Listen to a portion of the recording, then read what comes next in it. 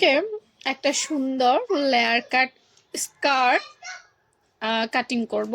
তো কাপড়টা ছিল একটু পিছলা টাইপের, লোন টাইপের, মানে কেমন যেন আসলে আমি বলতে পারছি না।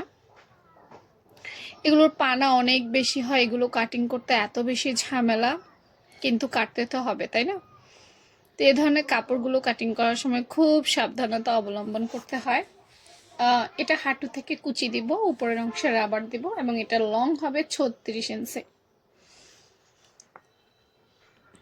তো দেখো আপুরা কিভাবে তৈরি করে ফেলছি। উপরের অংশ কমপ্লিট, এখন নিচের অংশ কাটবো।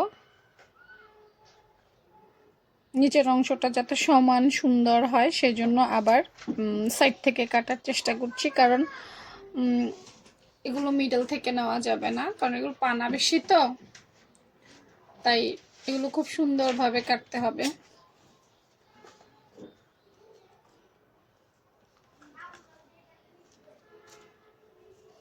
মোটামুটি কাটা কমপ্লিট হয়ে গেছে।